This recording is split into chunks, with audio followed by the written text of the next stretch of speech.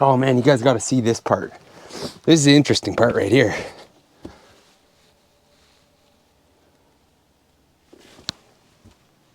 Have you subscribed to the channel yet?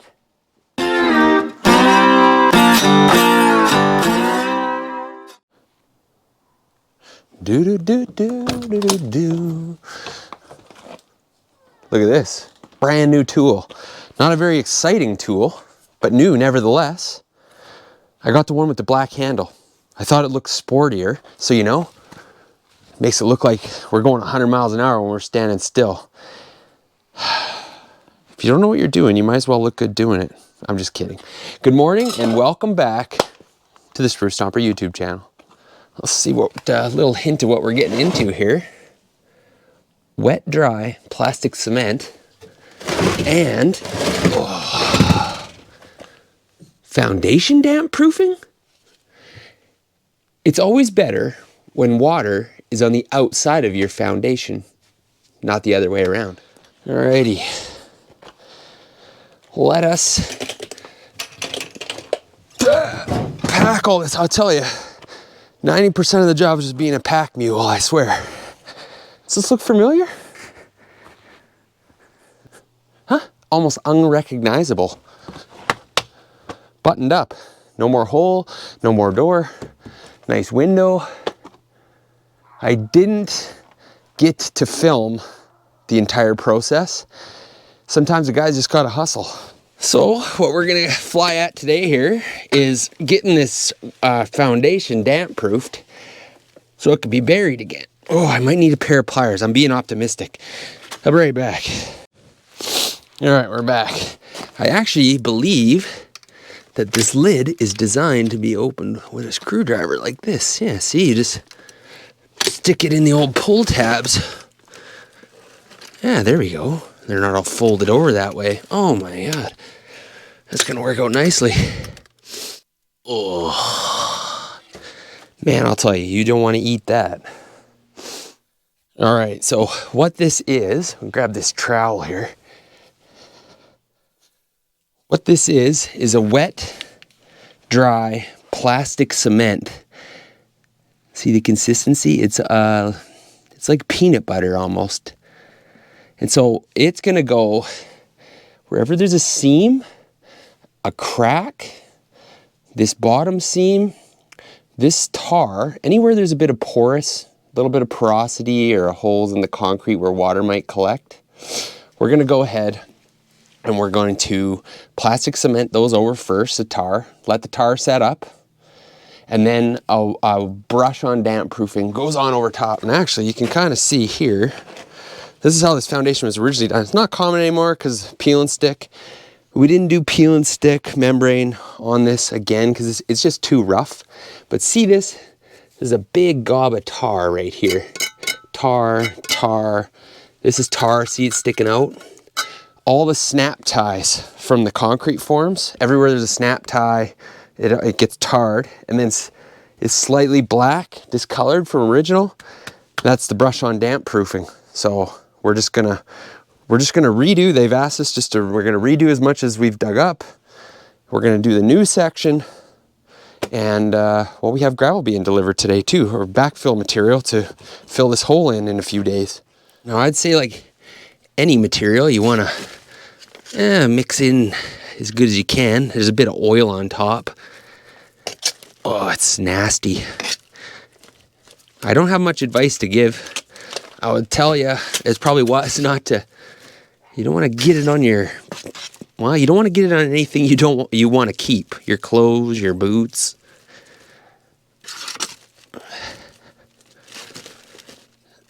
Yeah, there we go. I'll tell you, definitely gives you the feeling of waterproof. I mean, water does not like this, that's for sure. I am also going to grab a stick just to help get in the corners.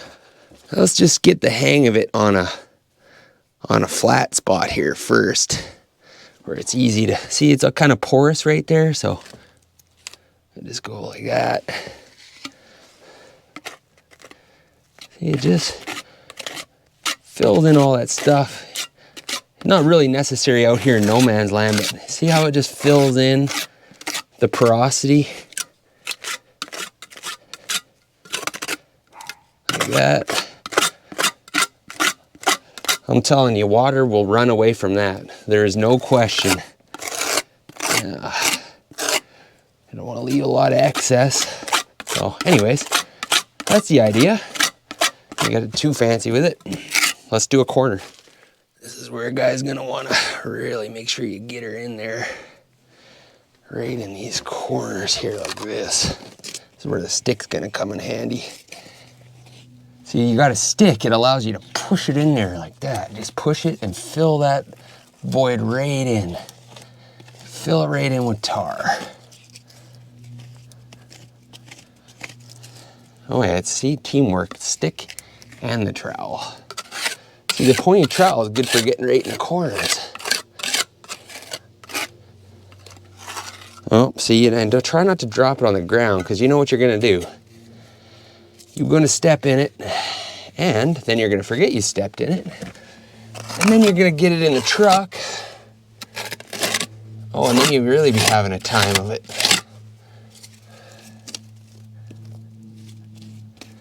Just pack that right full of tar in there. We used to live in town, and the neighbor next door, he worked for months restoring an old RV in the driveway. Fixed it up, tore the interior out of the dang thing. You know the usual suspects, fixing water damage and whatnot. And took the whole roof off this thing too. Took the whole roof off, redid it all. And, you know, we'd chat over the fence sometime or in the driveway and whatnot. And tell me how it was going. So anyways, they get all rigged up. They're going to go on their maiden voyage. They're going fishing with this freshly restored RV. And I already got some on me. Dang. I don't want it on me. It's a long weekend and they leave. And very soon they return. It wasn't a very nice weekend. It was raining a lot. He comes back mad, you know, he's out in the driveway. Kind of upset, you know. So I go over, hey buddy, how did the maiden voyage go with your restored RV, you know? Was it a good experience?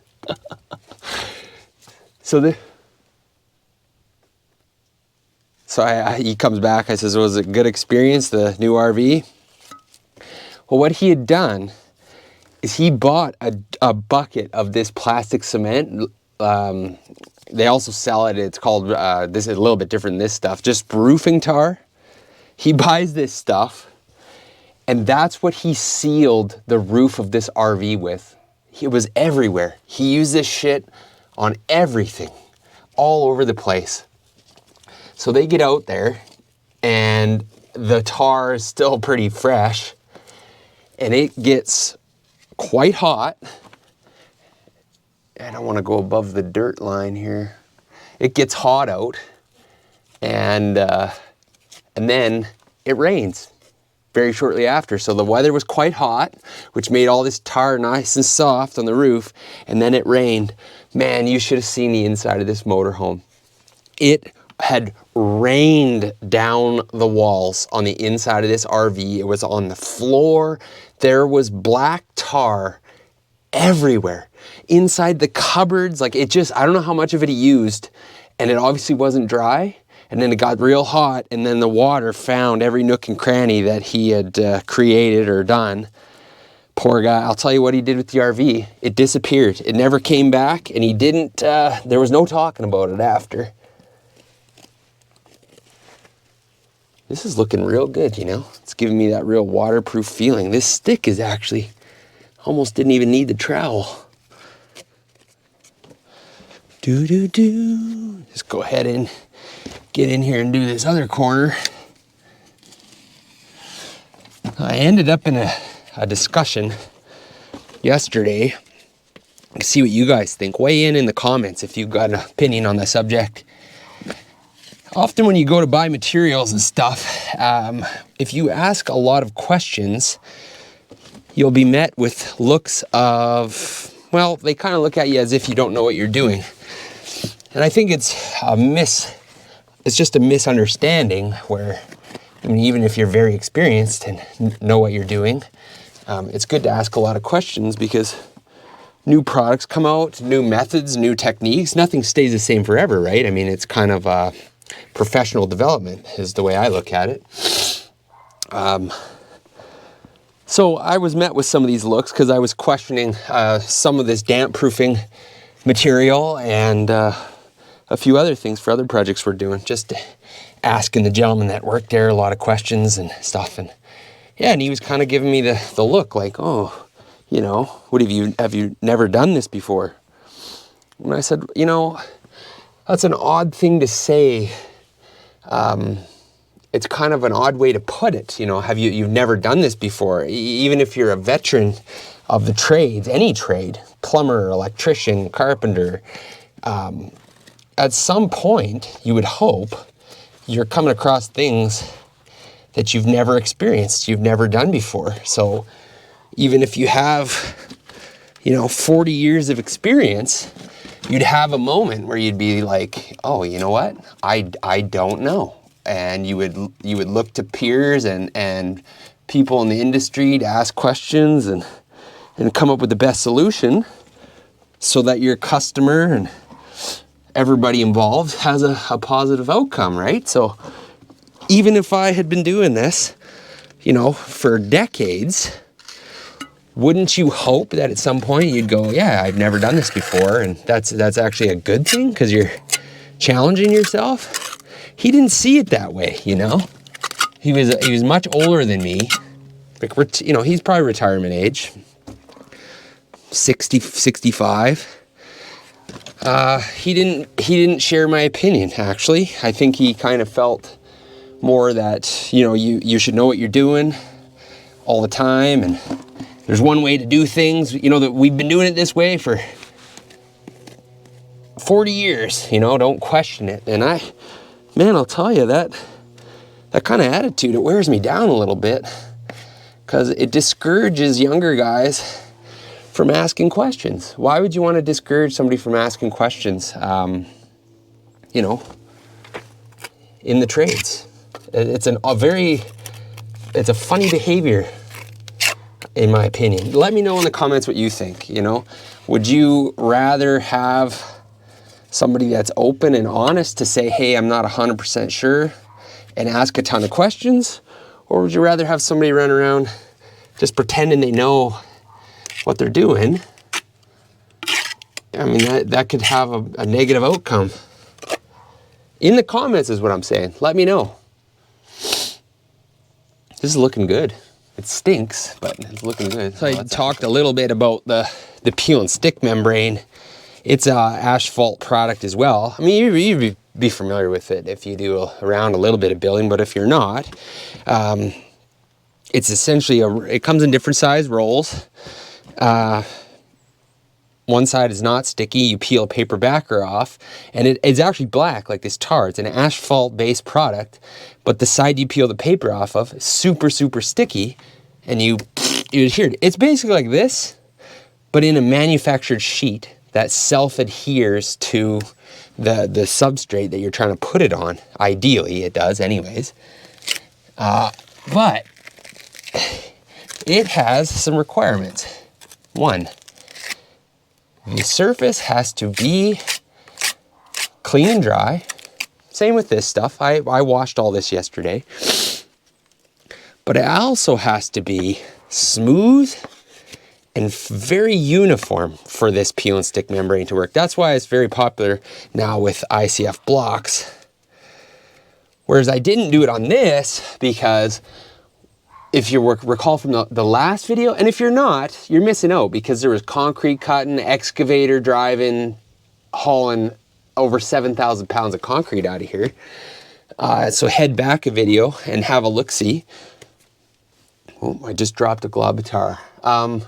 We had to leave these stem walls because they are helping support the existing foundation based on the circumstances we came across when we dug it up. So there was no good way with a peel and stick to transition this corner properly, you know, that I was like confident. It was like, okay, I like that. It's gonna be a good thing. So hence the tar. Actually, I'll tell you what. Put these down. Why leave it up to mystery? Peel and stick. Right here. So I installed this window yesterday. Like that, right? And I made my sill pan. So this laps down over the Tyvek and it goes back inside the house and makes your window pan. This is peel and stick. So it's blue skin is the brand name. It's blown down in the back side. If I just fold it up a hair, you can't really see, I don't want to unstick it, is black asphalt. All right, so there you have it. All tarred up. Got the corners really good. A couple porous spots. That bottom seam really well. And then we just went ahead and retouched some of the old concrete from the existing home. And we're good to go. Phase 1. Phase 2, the damp proof, and it gets brushed on, so a little bit easier, but that's got to set up. It's quite cool today, so we'll have to do other things and come back. I didn't get a real good chance to film the rest of the project after we busted all the concrete out, and I actually had a subscriber say, hey, I'd like to see the rest of the job. You didn't miss a ton. There was a ramp here that went to very simple concrete form. And we wheelbarrowed the concrete, took about 10 wheelbarrow trips, got that done. And the rest is pretty straightforward. I'll show you the inside, what we did to kind of insulate the interior. And then, just a simple window install. I framed up the opening, actually framed the opening while the concrete was just after we poured the concrete. And everything's cured now in place. And of course you see us doing I'm here doing the damp proofing today. We got a load of gravel coming, and that's pretty much it out here. We're just gonna fill in the hole and call it a day. Oh, and well, gotta put the siding back. Easier said than done. For those of you that were curious from the last video of what was going on, so you saw the outside window installed. Look how bright it is. Oh, it's beautiful. This is what the inside looks like. So before we even did a single cut or dug a single scoop with the excavator from the previous video, this wall was framed to support this section of floor joists over top of that door opening as a just in case. You cannot go wrong with a little bit of insurance. Now, of course, it wasn't framed for a window. There was continuous studs here, but nevertheless, that's what it was. I framed a temporary wall. That temporary wall was braced back up into the floor joist just in case. Nothing moved, but why not? So it was already there. We already had all the material. So what we went ahead and did is we left it. We moved it into a proper location, framed it up, salvaged the old header from the door that was here before, reused a lot of the material because a lot of the 2x6 stuff was still good. And we made this temporary wall for bracing permanent. So you get an extra deep window well, and essentially it accomplishes two things. It allows the wall to be insulated, because if you'll see right here, that's just bare concrete. Bare concrete has virtually no R value. So now it's cozied up, and it's just providing that extra bit of support. That foundation wall, well, it was tipped in, right? We got the pony wall straightened up. Everything is structurally sound on its own, rock solid, but this doesn't hurt, especially because all the materials were already here. So you can't go wrong with a little bit of extra overbuilt. I mean, all right, let's have a gander here. See, it gets a skin on it, right? It hardens right up. And it'll get harder as you go, but we're clear to put the damp proof layer on.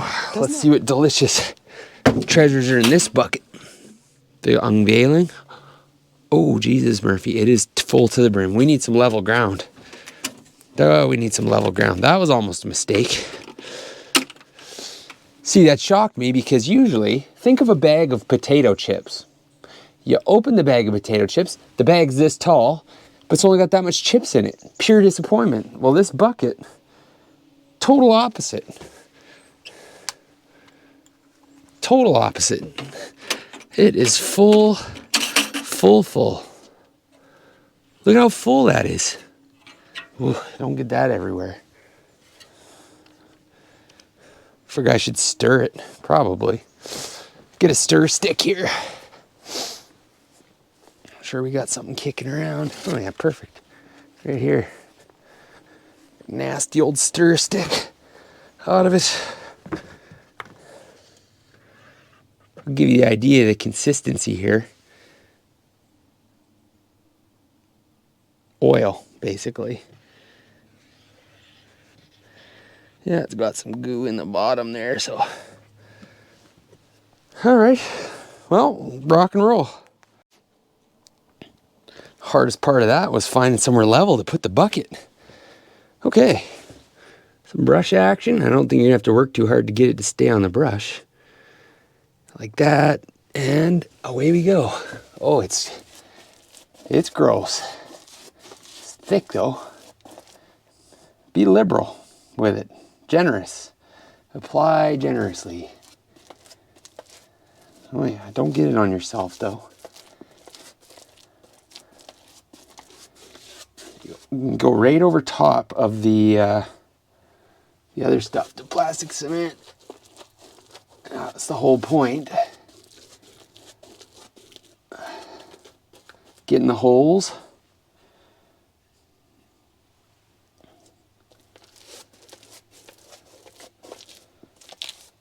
I think even back in the day, they sprayed this stuff on. They had some sort of sprayer. I've never seen it done, like a whole foundation, because I'm not old enough to. That wasn't a thing anymore. I mean, there's guys that still do it, but I've just never seen it done. This bucket's in the way now, but I'm not gonna move it. That's for dang sure. Oh, you can't have her too much. Where's it gonna go? Just runs to the bottom. Because I was getting ready last night, putting a few things in the truck. It was pitch black. It was probably about 10 o'clock at night. And I walk out there, just, in my Crocs, wander out to the truck. I'm doing stuff in the canopy, and I hear like a rustle. And I look over, maybe 10, 15 feet away from me, right in the edge of the lawn, there's a dang bear standing there, kind of, and we saw each other, and he panicked, and he fled, and, well, I didn't go anywhere. For those of you that don't live where there's bears, you're not supposed to run from a bear. I don't know if that's always sound advice. I never really had a close enough encounter to tell you otherwise, but he was gone lickety-split. That time of year, they're out and about looking to fill up for springtime, or springtime for wintertime. A little bit left to go here. Oh man, you guys got to see this part. This is the interesting part right here.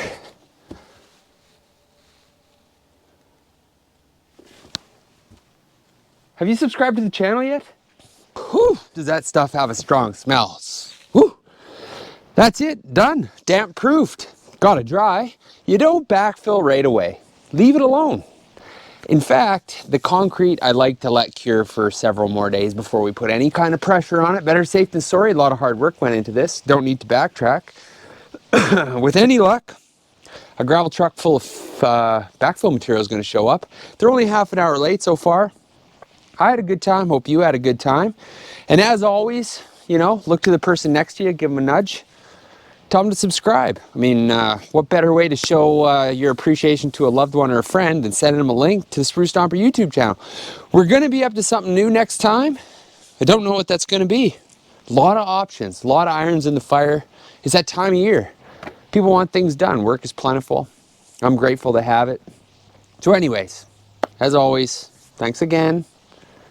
And I'll be honest with you, I'm trying to avoid saying see you on the next one, but I'm at a loss. I'm at a loss of what else to say.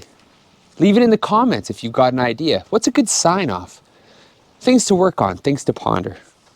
Later.